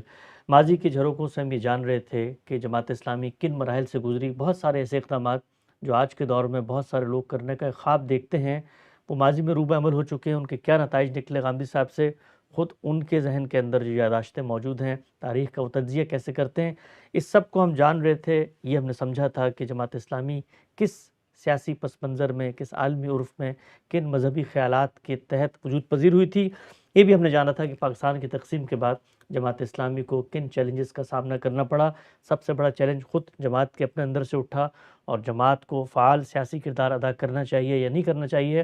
جماعت 2 حصوں میں تقسیم ہوئی۔ غام صاحب نے ایک چیز کی طرف توجہ دلائی تھی کہ اگر ماضی کو جاننا ہے تو ماضی کے اندر موجود اہم واقعات کے اوپر ہماری نظر ہونی چاہیے۔ چنانچہ ہم نے کوشش کی ہے کہ تقسیم پاکستان کے بعد سے جو بڑے واقعات جماعت اسلامی کی زندگی میں پیش آئے، ان پر غامدی صاحب سے تبصرہ طلب کریں۔ آغاز کرتے ہیں۔ غام صاحب بہت شکریہ آپ کے وقت کا۔ غائب صاحب 47 میں آزادی ہوئی ہے، اور شروع کے اندر تو ظاہری بات ہے افراتفری کا ماحول تھا، مہاجرین کی آباد کاری تھی، اس کے اندر ہمیں جماعت اسلامی کا ایک رفاعی رول بھی نظر آتا ہے۔ جو بڑے واقعات ہوئے 48 میں، وہ یہ تھا کہ پہلی مرتبہ جماعت اسلامی نے 4 مطالبات پیش کیے اور اس کے مطابق نظام کو ڈھالنے کی جدوجہد کا آغاز کیا، اور اسی اثنا میں مولانا مودودی کی گرفتاری ہوئی، جن پہ الزام یہ عائد کیا گیا کہ انہوں نے جہاد کشمیر کی مخالفت کی ہے۔ اور پھر اس کے بعد ہم یہ دیکھتے ہیں کہ 50 مہینے کی کم و بیش 20 مہینے کی کم و بیش قید بنتی ہے، اس میں مولانا مودودی رہے، اور 1949 میں 1949 میں قرارداد مقاصد کو باقاعدہ اسمبلی سے پاس کروایا گیا۔ جماعت اسلامی اس کو اپنی ایک بڑی کامیابی سمجھتی تھی، اور ان کا یہ کہنا تھا کہ جو اسلامی نظام وہ چاہتے ہیں وہ قرارداد مقاصد کے ذریعے پورا ہوگا۔ ایک مختصر سا اقتباس میں پڑھ کے غام صاحب کی جانب بڑھوں گا۔ کہا جاتا ہے کہ جس وقت 12 مارچ 1949 کو قرارداد مقاصد منظور کی گئی تو مولانا مودودی کا ایک جملہ پورے ملک میں بہت مشہور ہوا۔ انہوں نے فرمایا کہ ریاست کلمہ پڑھ کر آج مسلمان ہو گئی ہے، اب اس کی اطاعت فرض عین ہے۔ اگرچہ اس جملے کی نسبت مولانا مودودی سے کوئی تاریخی حوالے سے تو ثابت نہیں ہے، لیکن جس وقت یہ قرارداد پاس ہوئی تو جماعت اسلامی نے ایک پریس ریلیز جاری کی۔ اس کے الفاظ یہ تھے کہ قرارداد مقاصد کی منظوری کے بعد جب ہماری ریاست اپنی دستوری زبان سے اس بات کا اقرار کر چکی ہے کہ حاکمیت اللہ کے لیے ہے اور ریاست کا پبلک اور جمہوریت، آزادی، معاشرتی انصاف اور رواداری کے اصولوں پر مبنی ہوگا جو اسلام نے مقرر کیے ہیں، اور ریاست کا کام یہ ہوگا کہ وہ مسلمانوں کو اس قابل بنائے کہ وہ اپنی انفرادی اور اجتماعی زندگی قرآن و سنت کی تعلیمات کے مطابق منظم طریقے سے گزاریں۔ تو اس قرارداد کے بعد یہ ریاست اصولاً ایک اسلامی ریاست بن چکی ہے۔ اس کے بعد وہ دستوری رکاوٹیں از خود ختم ہو چکی ہیں جو سابق کافرانہ نظام میں شریعت کی طرف سے ہم پر عائد کی گئی تھی۔ اور پھر اس کے بعد کہا جاتا ہے کہ جماعت اسلامی نے ان تمام چیزوں میں کو جائز قرار دیا، چاہے وہ ریاست کی نوکری کرنا ہو یا اس کی وفاداری ہو۔ آغاز کرتے ہیں ہم سے یہ بتائیے گا کہ تقسیم کے بعد جو بڑی کامیابی پہلی حاصل ہوئی ہے وہ قرارداد مقاصد کی یہ کامیابی ہے۔ کیسے دیکھتی تھی جماعت اسلامی اس کامیابی کو، اور یہ کیا اسی مشن، اسی جدوجہد کا حصہ تھی جس کو وہ حاصل کرنا چاہتے تھے؟ اس کو بھی اسی پس منظر میں رکھ کے دیکھنا چاہیے جس کی طرف میں نے کچھ اشارات کیے تھے۔ مسلمان قوم اپنی ساخت کے لحاظ سے 2 طرح کی قیادت پیدا کرتی ہے، سیاسی قیادت، مذہبی قیادت۔ ہمارے ہاں چونکہ مذہب ایک زندہ حقیقت ہے، ہم مسلمان یہ سمجھتے ہیں کہ ہمارے پروردگار نے ہماری زندگی کے بارے میں ایک ہدایت نامہ جاری کیا ہے۔ اللہ کی کتاب قرآن مجید ہمارے پاس موجود ہے۔ اس قرآن مجید کو جو لوگ سمجھتے ہیں، ہمیں سمجھاتے ہیں، وہ فطری طور پر قیادت کی طرف بھی بڑھ جاتے ہیں۔ اللہ تعالیٰ نے انسانوں کو مختلف صلاحیتیں دی ہیں۔ جس طرح سوسائٹی کی خدمت کرنے والے لوگوں کے درجات ہیں، اسی طرح علم کی خدمت کرنے والوں کے بھی درجات ہیں۔ اس سے پہلے بھی میں عرض کر چکا ہوں کہ مذہبی لحاظ سے جو لوگ یہ خدمات انجام دیتے ہیں وہ واعظین بھی ہو سکتے ہیں، وہ معلمین بھی ہو سکتے ہیں، وہ محققین بھی ہو سکتے ہیں، اور وہ آخری درجے کے مجتہدین بھی ہو سکتے ہیں۔ اس سے ایک مذہبی قیادت پیدا ہوتی ہے۔ چنانچہ تقسیم سے پہلے بھی صورتحال تھی۔ ایک طرف مسلمانوں کی سیاسی قیادت فعال تھی، سیاسی قیادت کانگریس کی جدوجہد نے بھی پیدا کی، اور بہت سے ان احوال نے بھی پیدا کی جو خود انگریزوں کے تحت یہاں وجود پذیر ہو چکے تھے۔ اور مذہبی قیادت تو پہلے سے ایک روایت رکھتی تھی، مذہبی قیادت مختلف مدارس بھی پیدا کر رہے تھے، اور اپنے طور پر جو لوگ مذہب کا علم حاصل کر لیتے تھے، یعنی علم کے غیر روایتی ذرائع بھی موجود تھے اور ان سے بھی بڑی شخصیات پیدا ہو رہی تھیں۔ اس طرح کے لوگ آپ اپنی صلاحیت کی وجہ سے مسلمانوں میں قیادت کے منصب پر پہنچ جاتے تھے۔ ایسا نہیں کہ کسی کا تقرر کرنے کی ضرورت ہوتی ہے، یعنی سوسائٹی جن لوگوں کو اپنا رہنما مان لیتی ہے، ان کی طرف دیکھتی ہے، ان کی بات سنتی ہے، ان سے ہدایت حاصل کرتی ہے، ان کے فیصلوں کو اپنے لیے واجب الاطاعت سمجھنے لگ جاتی ہے۔ یہی چیز قبائلی نظام میں بھی ہوتی ہے، یہی مختلف معاشروں میں ہوتی ہے، اور مسلمان معاشرے میں مذہبی قیادت اور سیاسی قیادت یہ کم و بیش 12 صدیوں سے بالکل الگ الگ اسی طرح موجود ہے۔ سیاسی قیادت میں ہمارے ہاں بڑے غیر معمولی لوگ پیدا ہوئے ہیں اور ان کو اسی حیثیت سے دیکھا بھی جاتا ہے، اور مذہبی قیادت میں بھی کوئی کم لوگ نہیں ہیں۔ تو دونوں کے درمیان ایک کشمکش برپا ہوئی۔ مذہبی قیادت ظاہر ہے اس وقت علماء دیوبند کے پاس تھی، یا جمعیت علماء ہند کہہ لیجئے۔ مولانا ابوالکلام آزاد بھی ظاہر ہے کہ اسی پلیٹ فارم سے اصلاً فعال ہوتے تھے۔ وہ پھر کانگریس میں چلے گئے، اور کانگریس میں جانے کے بعد کانگریس اور جمعیت علماء ہند کے مابین بھی ایک اتحاد کی سی صورت پیدا ہو گئی۔ اب مذہبی قیادت بھی معاملات کو ایک زاویے سے دیکھ رہی تھی اور سیاسی قیادت بھی ایک زاویے سے دیکھ رہی تھی۔ شروع میں تو کوئی بہت زیادہ تفاوت نہیں تھا، یعنی استخلاص وطن کی تحریک جاری ہے، اس میں ہندو مسلمان مل کر جدوجہد کر رہے ہیں، ایک ہی پلیٹ فارم ہے۔ تحریک خلافت میں یہ معلوم ہے کہ لوگ یہ کہتے تھے کہ تحریک خلافت مسلمانوں کی خلافت کی تحریک ہے، لیکن قیادت گاندھی صاحب کے ہاتھ میں ہے۔ تو اس طرح کی صورتحال تھی، سب اس وقت مل کر یہ کام کر رہے تھے، لیکن بتدریج وہ حالات پیدا ہوئے جس کے نتیجے میں تقسیم ہند کی طرف بات بڑھنے لگ گئی۔ اب جب تقسیم ہند کی طرف بات بڑھنا شروع ہوئی تو مسلم لیگ کو اپنے اس مطالبے کو سیاسی لحاظ سے بھی مستحکم کرنے کی ضرورت پیش آئی۔ کوئی مطالبہ سیاسی لحاظ سے جب مستحکم ہوتا ہے تو عوام کی تائید سے ہوتا ہے۔ عوامی تائیدی کی بنیاد پر آپ کو اپنی حیثیت بھی ثابت کرنی تھی۔ جتنی جماعتیں اس وقت موجود تھیں، یہ معلوم ہے کہ کانگریس میں بہت سے مسلمان تھے، جمعیت علماء ہند الگ موجود تھی، احرار الگ موجود تھے، مسلم لیگ الگ سے منظم ہو چکی تھی، تو بہت سی جماعتیں تھیں مسلمانوں کی۔ اب یہ فیصلہ ہونا چاہیے تھا نا کہ کون مسلمانوں کی حقیقت میں نمائندگی کرے گا، یا کس کی بات مسلمانوں کی بات سمجھی جانی چاہیے، کیونکہ دو قوموں کے درمیان جب نزاع پیدا ہو گئی ہے تو اب اس کا کوئی نہ کوئی فیصلہ ہونا ہے۔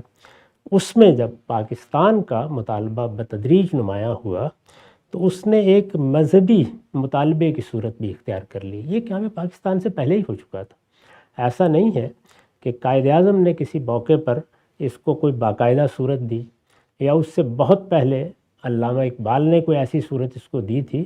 مسلمانوں کا مسئلہ ہے، مسلمان قوم کو ہندوستان میں کس طرح رہنا ہے، یہاں اگر اکثریت کی حکومت قائم ہو گئی تو اکثریت کی حکومت اکثریت کا استبداد بھی پیدا کر دیتی ہے۔ یعنی اگر تو آپ کے ہاں کوئی بہت فرق نہیں ہے، ایک مذہب ہے مثال کے طور پر، یا ایک نسل ہے، یا ایک رنگ کے لوگ ہیں، تو کسی میجورٹی کے یا اکثریت کے استبداد کا سوال نہیں پیدا ہوتا۔ لیکن اگر اس طرح کی صورت نہ ہو جس طرح کہ ہندوستان میں تھی، تو پھر اکثریت کے استبداد کا سوال پیدا ہو جاتا ہے۔ یہی وہ بنیادی مسئلہ ہے جو جمہوریت کو ان ملکوں میں درپیش ہو جاتا ہے جہاں پر مختلف نسلوں کے لوگ ہوتے ہیں یا مختلف مذاہب کے ماننے والے ہوتے ہیں۔ اگر تو ایک قوم ہر لحاظ سے اپنے مشترکات کی بنیاد پر کھڑی ہے تو کوئی سوال نہیں ہے، تو وہاں آپ فیصلے کر لیتے ہیں۔ فیصلے تو اکثریت ہی سے کرنے ہیں، کیونکہ جمہوریت میں جو طریقہ اختیار کیا جاتا ہے اور جو خود اللہ تعالیٰ بھی چاہتے ہیں وہ یہی ہو سکتا ہے۔ اب اکثریت میں اگر ایک قوم کے لوگ ہیں، یا ایک نسل کے لوگ ہیں، یا ایک رنگ کے لوگ ہیں، یا ایک مذہب کے لوگ ہیں، تو ان کے استبداد کی وجہ سے وہاں حقوق کے مسائل پیدا ہو جاتے ہیں۔ یہ آپ نے دیکھا ہوگا کہ ملیشیا میں یہی صورتحال تھی، جمہوریت ہے لیکن وہاں چونکہ نسلی بنیاد پر چینی بھی موجود ہے اور ہندو بھی موجود ہے، اور ہندو بھی خاص طور پر وہ ہیں کہ جو ساؤتھ سے یعنی جنوبی ہند سے زیادہ تر وہاں گئے ہوئے ہیں، تو 10% کے قریب آبادی ان کی ہے، کوئی 25-30% کے قریب چینی ہے، اور ایک بڑی آبادی 50-55 سے زیادہ، وہ 50-55% سے زیادہ وہ ملے لوگوں کی ہے۔ تو وہاں بھی یہ ساری صورتحال موجود ہے. یعنی اب ان سب کی حیثیت کیا ہوگی، ان کے باہمی حقوق کیا ہوں گے، کیا یہاں اس طریقے سے اکثریت کا استبداد قائم ہوگا، اصل حقوق کیا اکثریت ہی کے ہیں، ملک کیا اکثریت کا ہے اور باقی لوگ اقلیت کی حیثیت سے رہ رہے ہیں، یہ سارے سوالات ہوں گے.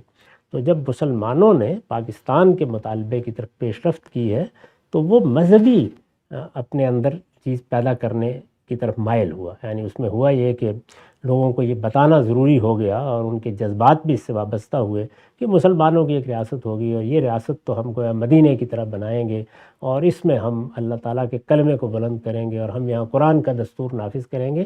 یہ سب چیزیں کسی باقاعدہ قرارداد کی صورت میں نہ بھی آئی ہوں تو یہ کہا جا سکتا ہے کہ لوگوں کے ہاں سب جذبات اسی کی بنیاد پر پیدا ہوئے اور اس طرح اس تحریک کا سب سے بڑا نعرہ یہ بن گیا کہ پاکستان کا مطلب کیا، لا الہ الا اللہ.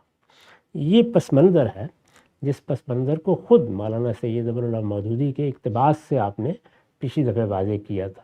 یعنی انہوں نے یہ بتایا تھا کہ اگر یہ چیز نہ ہوتی، اگر اس کو یہ مذہبی عنصر دستیاب نہ ہوتا، اگر اس کو یہ مذہبی نعرے نہ ملتے، اگر اس کو یہ مذہبی نصب العین نہ دیا جاتا، اگر مذہب اس طریقے سے اس سے وابستہ نہ ہوتا تو 10% لوگ بھی ساتھ دینے کے لیے تیار نہ ہوتے. یہ بات ٹھیک ہے آپ کی نظر میں؟ بڑی حد تک ٹھیک ہے یہ بات. اس کی وجہ یہ ہے کہ مسلمانوں کے اندر اس طرح کی تحریک پیدا کر دینا کہ وہ اب گویا اپنے ملک کو، اس وقت ہندوستان ملک تھا ان کو 2 حصوں میں تقسیم کریں، ادھر کے لوگ ادھر جائیں، ادھر کے لوگ ادھر جائیں. یہ ساری جو صورتحال پیدا ہوئی اس میں مذہب نے بڑا کردار ادا کیا اور لوگوں کے اندر بڑا جذبہ پیدا ہو گیا. ورنہ علماء کی جمعیت تو اس کے خلاف رائے رکھتی تھی.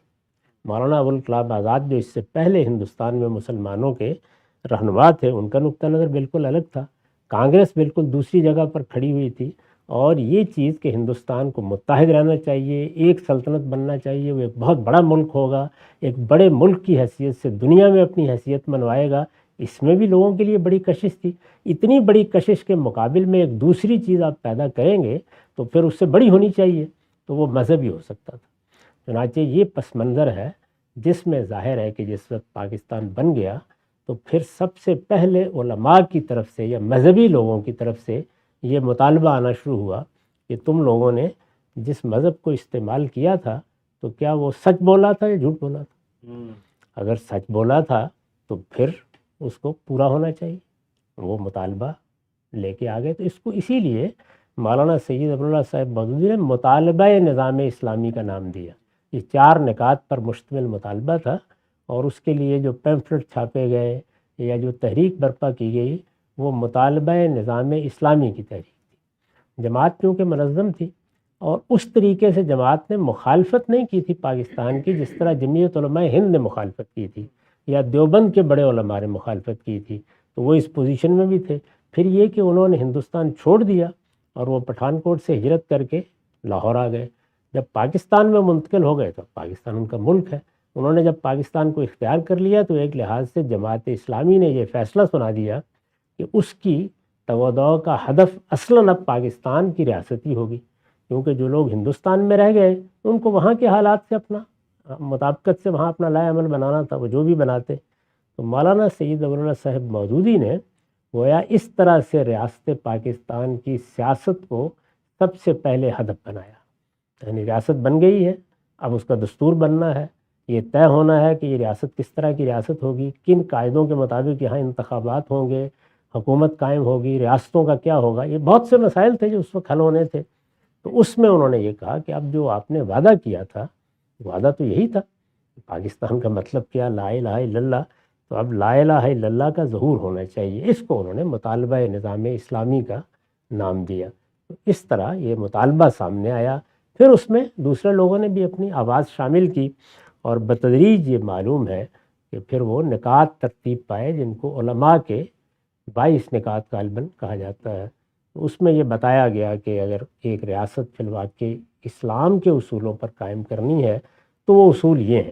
وہ نکات کی صورت میں ترتیب پا گئے. اس میں دوسرے علماء بھی شریک ہوئے. اس میں ہندوستان کے اس وقت جو سب سے بڑے عالم سمجھے جاتے تھے مولانا سید سلیمان ندوی صاحب، وہ بھی شریک ہوئے. غالباً انہی کی صدارت میں اجلاس ہوا.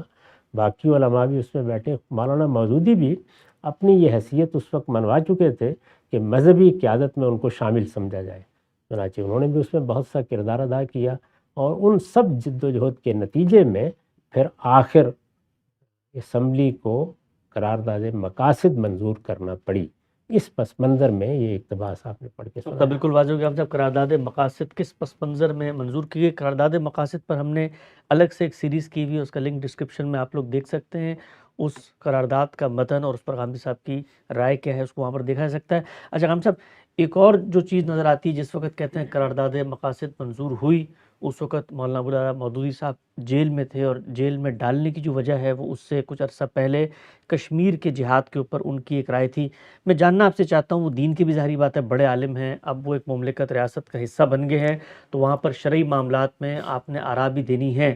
بہت ملی جلی سی چیزیں سامنے آتی ہیں۔ کہا جاتا ہے کہ جب ان کو گرفتار کر لیا گیا، ان کا وضاحتی بیان بھی نہیں نشر ہونے دیا گیا، وہ ان کا موقف نہیں تھا جو حکومت نے پورٹرے کر کے دنیا کو دکھایا کہ یہ تو اس مملکت اور اس مٹی کی سالمیت کے دفاع کے تحت جو جہاد برپا کیا گیا ہے اس کی مخالفت کر رہے ہیں، اس کو حرام قرار دے رہے ہیں۔ کیا چیز آپ کو لگتی ہے، آپ کے علم میں کیا ہے کہ کیا مولانا مودودی نے جو کشمیر میں ابتدا میں طاقت کی گئی اس کے خلاف فتویٰ دیا تھا؟ اس کی نوعیت بالکل الگ تھی۔ جو بات انہوں نے کہی تھی، اس بات کو اگر اس کی جگہ پر رکھا جائے تو اس کو یہ رنگ نہیں دیا جا سکتا تھا کہ وہ کشمیر میں کسی جدوجہد کے مخالف ہے، جس کو آپ جہاد کشمیر کہیں یا کچھ اور کہیں۔ کشمیر کا معاملہ جس طریقے سے ہمارے ہاں رہا، جیسی اس میں مختلف آراء قائم ہوئیں، جس طرح کے حالات پیش آئے، اس میں کوئی بھی رائے قائم کی جا سکتی تھی۔ یعنی یہ کہ کیا وہ فی الواقع ہندوستان کا حصہ بن گیا تھا، کیا نہیں بنا تھا، کیا اس کے لیے جنگ کی جا سکتی تھی، کیا امکانات تھے، یہ چیزیں تو آج بھی زیر بحث ہیں، اور ان کے بارے میں بہت کچھ اختلافات بھی سامنے آتے رہتے ہیں۔ یہ زیر بحث نہیں تھا، زیر بحث یہ تھا کہ اگر آپ نے حملہ کیا ہے یا اس میں کسی کی مدد کی ہے یا کوئی اقدام کیا ہے تو کچھ معاہدات ہو چکے ہوتے ہیں۔ تو ہمارے ہاں اسلامی قانون تو یہی ہے کہ اگر مختلف سلطنتوں کے درمیان معاہدات ہیں تو ان معاہدات کو جب تک علانیہ ختم نہ کر دیا جائے اس وقت تک آپ کوئی جنگی اقدام نہیں کر سکتے۔ تو یہاں گویا ایک فقہی معاملہ تھا جس کے بارے میں انہوں نے رائے دی، بجائے اس کے کہ اس کو اسی جگہ رکھ کر اس سے اختلاف بھی کیا جا سکتا تھا، اتفاق بھی کیا جا سکتا تھا، اس کو یہ صورت دے دی۔ اور یہ آپ جانتے ہیں کہ سیاست میں جب کسی سے آپ کا اختلاف ہوتا ہے تو اسی طرح چیزوں کو بڑھا چڑھا کر کہاں سے کہاں پہنچا دیا جاتا ہے۔ اس طرح کی مبالغہ آمیزی سیاسی اختلافات میں ہم روز دیکھتے ہیں، وہی ان کے ساتھ ہوا اور پھر ان کو گرفتار کر لیا گیا۔ بالکل واضح ہو گیا۔ قرارداد مقاصد جس وقت منظور ہوئی تو اس کے بعد جماعت اسلامی نے 5 ایسے اقدامات کی نشاندہی کی۔ وہ 5 اقدامات کیا تھے جن کو قرارداد مقاصد میں اصولی طور پہ منظور کر لیا گیا تھا؟ ان معاملات میں جماعت اسلامی کا موقف یہ تھا کہ سرکاری ملازمتوں کو حصول اور فیصلوں کے لیے عدالتوں سے رجوع اب جائز قرار پائے گا، انتخابات میں حصہ لینے کی ایجاد ہوگی، مسلمانوں پر فرض قرار دیا گیا کہ وہ اپنے تمام تر وسائل اور صلاحیتیں ریاست کو مضبوط بنانے میں صرف کریں۔ اس طرح جماعت اسلامی نے اپنے لیے قرار دیا کہ اب ریاست کے ساتھ اس کا تعلق وفاداری کا ہے اور عدم تعاون کا تمام تر رویہ جو ماضی کے 2-3 سالوں میں جاری رہا اس کو ختم کیا جائے گا۔ ہم سب 1950 میں کہا جاتا ہے مولانا مودودی 20 ماہ کی قید کی مشقت برداشت کرنے کے بعد رہا کر دیے گئے، اور پھر مولانا نے حکومت کی پیش کردہ جو دستوری سفارشات تھیں ان پر بھی ایک پورا کا پورا خاکہ پیش کیا۔ ہم یہ دیکھتے ہیں کہ پھر مولانا کی تقریر پر پابندی لگا دی گئی۔ اقتدار تو ان لوگوں کے پاس تھا جن کے حوالے انگریز کر کے گئے تھے، سول بیوروکریسی ملک چلا رہی تھی، وہ لوگ تھے مسلم لیگ کے الیکٹیبل، جدید پڑھے لکھے۔ مذہبی قیادت کے دباؤ میں کچھ دستور میں تو تبدیلی کی گئی، لیکن ہم یہ دیکھتے ہیں کہ بالکل ابتدا سے ہی ایک کنفرنٹیشن، ایک مخاصمت کا رویہ شروع ہو گیا کہ ایک طرف سیاسی قیادت ہے اور وہ مذہبی قیادت کے مذہبی نیریٹو کو تو ایڈجسٹ کر رہی ہے لیکن اقتدار کے قریب ان کو نہیں آنے دے رہی، یعنی تون و کرہن ایڈجسٹ کر رہی ہے۔ اسی لیے میں یہ کہا کرتا ہوں کہ یہ ملک جب پیدا ہوا تو جیسے کسی بچے کو پیدائشی امراض لاحق ہوتے ہیں، اس کو جو امراض لاحق ہوئے ان میں ایک بڑا مرض مذہبی اور قومی ریاست کی کشمکش تھی۔ لیکن یہاں ایک اور بہت دلچسپ چیز ہے جو آپ نے بیان فرمائی، اور وہ یہ کہ ملازمتیں کرنا جائز ہو گیا، فوج میں جانا جائز ہو گیا۔ یہ سوال یہ ہے کہ شرعی لحاظ سے یہ ناجائز کب تھا؟ اگر آپ جائزہ لیں تو اس وقت دنیا بھر میں مسلمان بہت سے ملکوں میں رہ رہے ہیں جہاں مسلمانوں کے پاس حکومتیں نہیں ہیں۔ کیا وہ وہاں ملازمتیں نہیں کر رہے؟ کیا وہ وہاں کاروبار نہیں کر رہے؟ کیا وہ وہاں پولیس اور فوج میں بھرتی نہیں ہو رہے؟ تو مولانا سید ابو العلا صاحب مودودی نے قیام پاکستان سے پہلے جہاں یہ جدوجہد شروع کی وہاں ان کے بعض دینی تصورات بھی تھے، اور ان دینی تصورات میں آخری درجے کی انتہا پسندی بھی تھی۔ اچھا، یہ اس کو بھی سمجھنا چاہیے۔ یعنی اسی کو دیکھ لیجئے کہ وہ یہ کہتے ہیں کہ یہ مسلمان ہیں، ظاہر ہے کہ اس وقت بھی 1.5 ارب کے قریب ہے، اس وقت بھی معمولی تعداد نہیں تھی، ہندوستان میں بھی کروڑوں کی تعداد میں تھے۔ یہ مسلمان تو اب جس جگہ تک پہنچ گئے ہیں وہ الگ چھوڑیے، اب گویا پیغمبروں کے طریقے پر صالحین کی ایک نئی جماعت وجود میں آنی چاہیے۔ ایک ایسی بات ہے کہ جس بات کو اگر آپ کہتے ہیں تو اس کا مطلب یہ ہے کہ جو مسلمان اس وقت موجود ہیں آپ ان کے وجود کی نفی کر کے ایک نئی دنیا بنانے کے لیے جا رہے ہیں۔ تو اسی کو سامنے رکھ کر انہوں نے پھر یہ کہا کہ اگر کوئی مسلمانوں کی حکومت نہیں ہے یا وہاں اللہ کا قانون نافذ نہیں ہے تو نہ اس کی ملازمت کی جا سکتی ہے۔ چنانچہ لوگوں نے قیام پاکستان سے پہلے اگر کوئی ڈاکخانے میں ملازمت کر رہا تو وہ بھی چھوڑ دی۔ اچھا، مثال کے طور پر ریلوے ہے، اس میں لوگ ملازمت کر رہے ہیں، تو یہ بھی طاغوت کی خدمت قرار پا گئی۔ تو اس طرح کے بعض انتہا پسندانہ فتاویٰ تھے جو ان کی طرف سے صادر ہوئے اور وہ ان کے اس تصور سے پیدا ہوئے تھے۔ اب جب پاکستان بن گیا تو عجیب صورتحال بن گئی، یعنی پاکستان میں کہ اب لوگ ملازمت نہ کریں، سمجھ میں نہیں آتا تھا لوگوں کی۔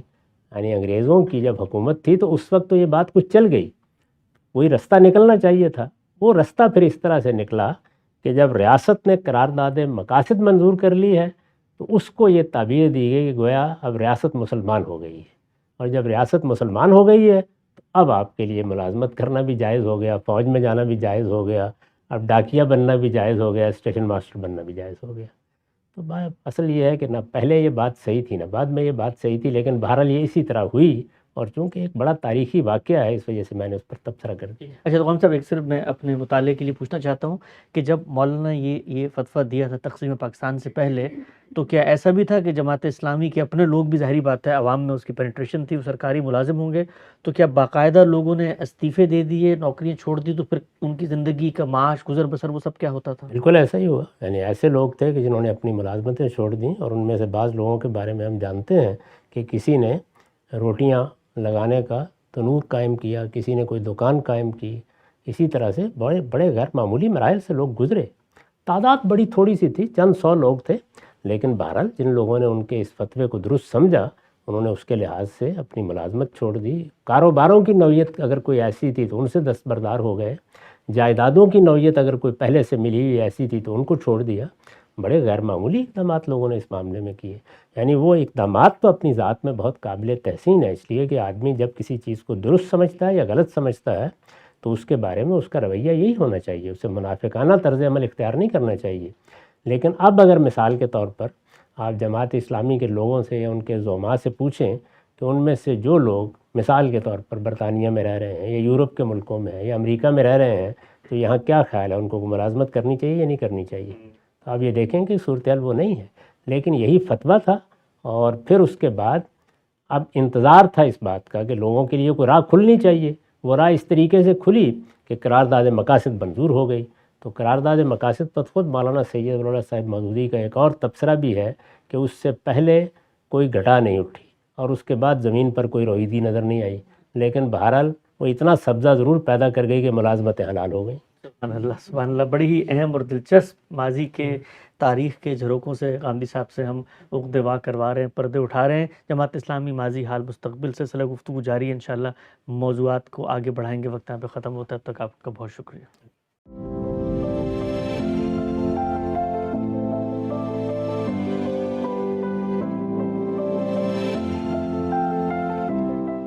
Membership Program.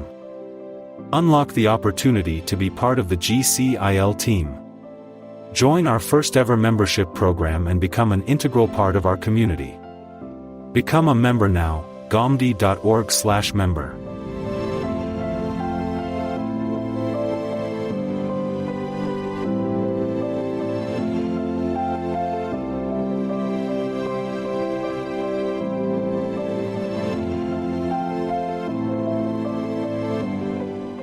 Unlock the mysteries of the spiritual realm with our course, Belief in Angels and Divine Books.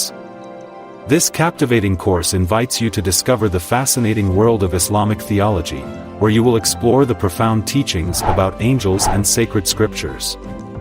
In this course, you'll learn about the existence, creation, and duties of angels, gaining a deeper understanding of their integral roles in the universe.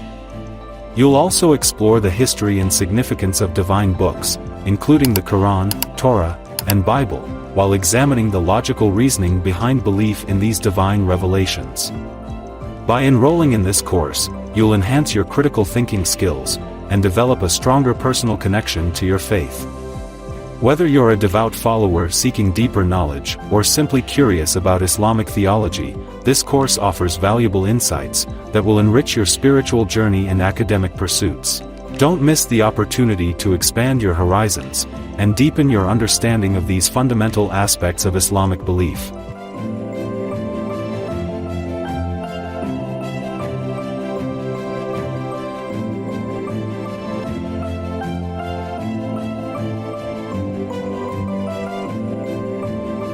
Sponsor dubbing. Support the English dubbing of our episode through cutting-edge AI technology.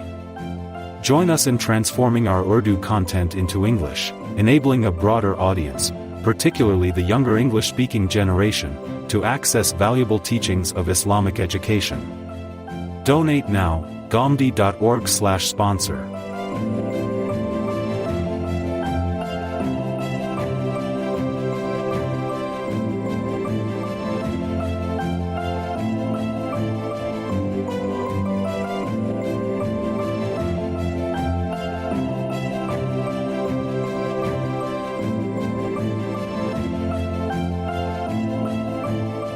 GCIL Bookstore.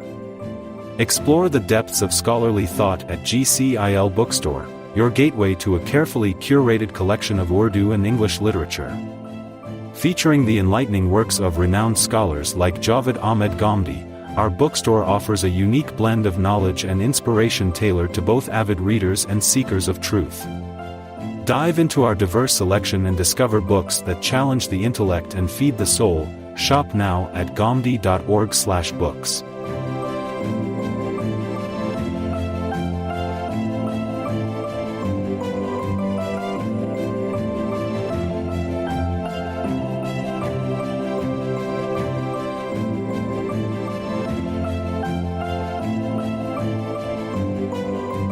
Discover the true essence of jihad in Islam with our enlightening course, What is Jihad in Islam?, presented by the esteemed scholar Dr. Shehzad Salim.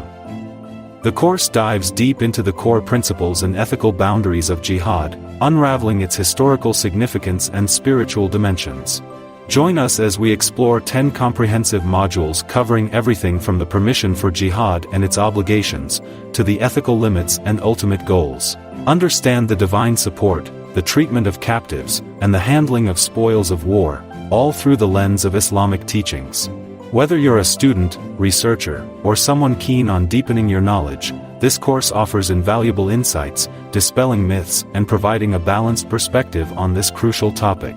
Enroll now and embark on a journey to uncover the profound wisdom and nuanced understanding of jihad in Islam.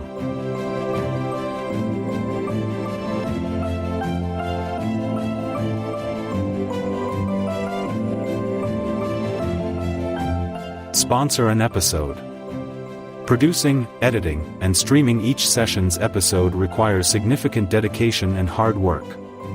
By sponsoring episodes, you're making a meaningful and enduring impact.